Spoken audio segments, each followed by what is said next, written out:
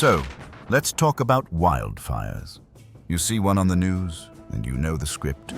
It's an unstoppable monster, a raging beast chewing up forests and spitting out ash. It's a roaring, orange wall of pure destruction. But here's the weird part. You see this picture? A carpet of vibrant green shoots and purple flowers pushing up through a blackened, charred forest floor just a few months after a fire. It's not supposed to look like that.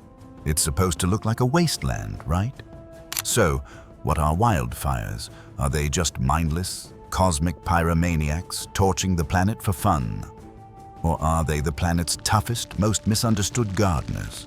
Let's be real for a minute. When you see a wildfire, gardener is not the first word that comes to mind. It's a monster. It's the planet having a full-blown rage quit. A wildfire doesn't just burn.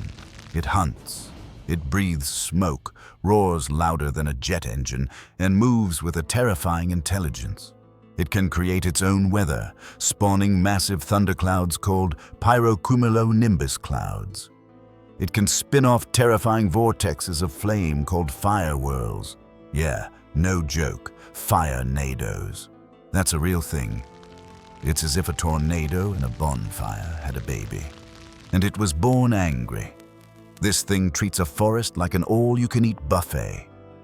It starts at the forest floor, snacking on dead leaves and fallen branches. This is the surface fire, the appetizer. But then it gets ambitious. It sees the treetops, the canopy, and decides it wants the main course. It leaps from treetop to treetop in what's called a crown fire, a literal wave of fire moving at insane speeds, sometimes jumping 6-lane highways like they're just cracks in the sidewalk. The sheer power is hard to comprehend. We're talking temperatures over 2,000 degrees Fahrenheit. That's hot enough to melt aluminum. The energy released by a large wildfire in a single day can be equal to a major nuclear explosion.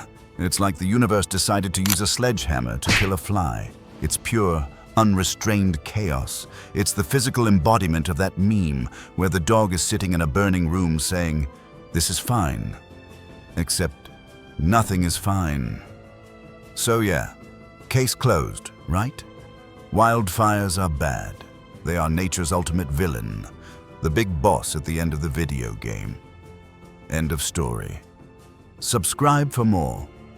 But what if I told you that without this raging monster, some of the most iconic, beautiful, and ancient living things on Earth wouldn't even exist? Yeah, it gets weird. Our relationship with fire is primal. We see it, and every cell in our body screams, "Run!" For over a century, our strategy has been simple. See a fire. Put it out. This policy was born from disasters like the Great Fire of 1910 in the United States. A catastrophic blaze that burned 3 million acres and basically scared the entire country into declaring war on fire itself. We created Smokey Bear, built legions of firefighters, and developed an arsenal of planes and chemical retardants to fight this enemy. Our logic was flawless. Fire burns trees. Trees are good, therefore fire is bad. And for a while it seemed to work. We got really good at stamping out small fires. But we were accidentally making a much bigger problem. We were like a doctor who cures the sniffles but gives the patient a terminal illness in the process. Because every time we put out a small natural fire, the forest's junk drawer got fuller. Dead trees, fallen branches, thick undergrowth. It all just piled up, year after year. We were preventing the forest from cleaning its room. So now, when a fire does start, it doesn't just have a snack. It has a 10-course meal with dessert waiting. It has 100 years' worth of fuel ready to go. We didn't stop fires. We just saved them all up to have one gigantic, terrifying party. These aren't your grandfather's wildfires. These are mega fires. The direct result of us trying to be helpful. The damage they cause is insane, and it doesn't stop when the flames are out. The fire is just the opening act. Afterwards, you get the encore. devastating mudslides on the now barren hillsides because there are no roots left to hold the soil in place when it rains. It's a domino effect of disaster. But here's the plot twist. While we're running for our lives, trying to douse the flames with every drop of water we have, some parts of the forest are running towards it. Okay, not literally, but for them, the fire isn't the end. It's the beginning. Nature has a bizarrely spicy relationship with fire. So let's look at fire not as a monster, but as a brutally efficient decluttering expert. Fire is the Marie Kondo of the natural world. It crawls along the forest floor, looks at decades of accumulated dead leaves, rotting logs, and tangled brush, and it asks, does this spark joy? And if the answer is no, it doesn't just tidy it up, it vaporizes it. This does two incredible things. First, it clears the clutter. All that junk on the forest floor was hogging resources and, more importantly, blocking sunlight. By burning it all away, the fire opens up the floor plan. Suddenly, sunlight can hit the soil again, giving new, young plants a fighting chance to grow. It's a total reset. It's like hitting Control-Delete on a slow, buggy computer. Second, fire is the fastest and most effective recycler on the planet. All those nutrients, all that carbon, nitrogen, and phosphorus that were locked up in dead wood for years, a fire turns them into ash almost instantly. And that ash is basically a super concentrated, organic, gluten-free fertilizer. The next rain washes that potent nutrient cocktail into the soil, creating an incredibly fertile bed for new life. Fire doesn't destroy nutrients. It just makes them available for pickup. It's nature's DoorDash, delivering a hot meal of minerals right to the roots of the next generation. This brings us to the weirdest part of the story. The fire lovers, the pyrophiles. These are species that have so completely adapted to fire that they literally cannot survive without it.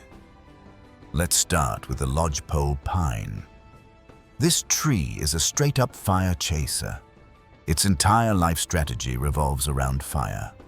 Most pine trees have cones that open up on their own to release seeds. Not the lodgepole. Its cones are serotinous, which is a fancy way of saying they are glued shut with a super strong resin. They can stay sealed for decades, just waiting. Waiting for one thing: the intense heat of a wildfire. When a fire sweeps through, the resin melts, the cone pops open, and it releases its seeds onto the freshly cleared, newly fertilized ground where they have zero competition. The tree literally waited for the apocalypse to have babies. It's the most metal reproductive strategy in existence. The parent generation sacrifices itself for the kids, and then you have the undisputed king of fire resistance, the giant sequoia. These are the largest living things on Earth, absolute titans, and they treat wildfires like a minor inconvenience. Their secret, their bark. It can be up to 3 feet thick, and it's like a natural, flame-retardant spacesuit. It's spongy and full of water, so while a fire might scorch the outside, the living tissue underneath is perfectly fine. But the sequoia doesn't just survive fire, it uses it. A fire comes through and clears out all the smaller, competing trees like firs and cedars, which are way more flammable. This does two things. It gets rid of the competition, and it opens up the canopy so sunlight can reach the sequoia's own seedlings. The sequoia uses fire as a henchman to whack the competition. It's the gangster move of the plant kingdom. Even animals have figured it out. Certain species of woodpeckers, like the black-backed woodpecker, are fire specialists. When a forest burns, they flock to it. For them, a charred forest is an all-you-can-eat buffet of wood-boring beetles and other insects feasting on the dead wood. It's the grand opening of a new restaurant, and they've got a reservation.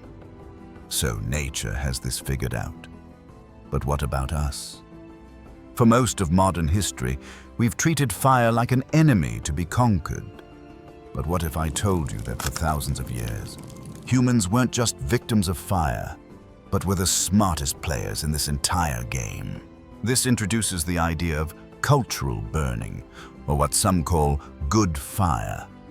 For millennia, indigenous peoples across North America, Australia, and beyond didn't just fight fire. They used it. They cultivated it. They were fire tenders. This wasn't wildfire. This was the opposite. We're talking low-intensity, slow-moving, cool burns that trickle through the undergrowth, rarely reaching higher than your knees. If a wildfire is a chainsaw, a cultural burn is a surgeon's scalpel. It's not an act of destruction. It's an act of precision healing. Acupuncture for the entire landscape. By intentionally setting these cool burns at the right time of year, these cultures did incredible things. First, they fireproofed their world.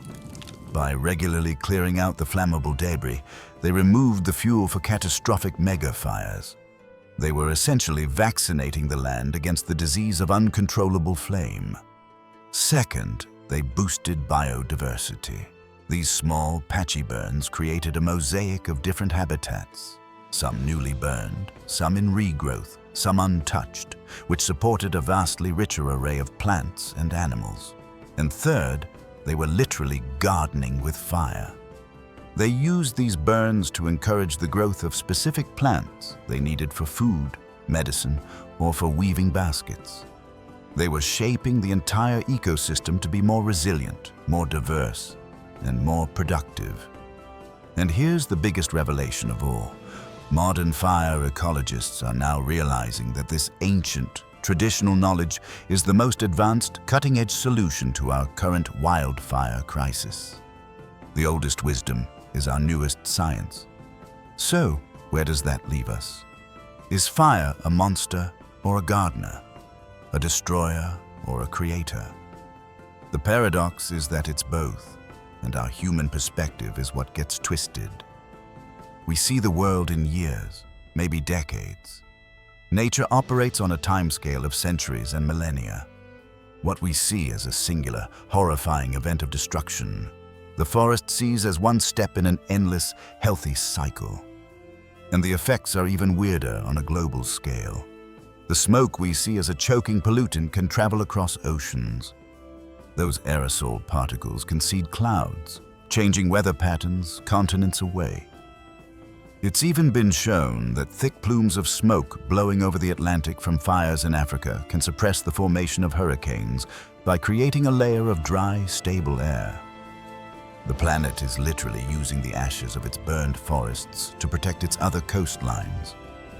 It's a system so complex and interconnected it's almost unbelievable. So a wildfire isn't a monster or a gardener. It's more like a blacksmith. It takes the old, cluttered forest, plunges it into unimaginable heat, and violently hammers it on an anvil of earth. And for millennia, we weren't just watching the process. We were the blacksmith's apprentice, learning how to use that fire with skill and respect. Somewhere along the way, we forgot those lessons, and the forge began to rage out of control. The process is brutal, but what emerges from the flames is something new, tempered and strong, a landscape reforged and ready for new life. What's something in your own life that seemed like a total disaster when it happened, but ended up being a necessary change for the better? Let me know in the comments below. And if you enjoyed this weirdly brilliant look at the world, make sure to hit that subscribe button and ring the bell for the Weirdly Brilliant channel for more videos that will rewire your brain.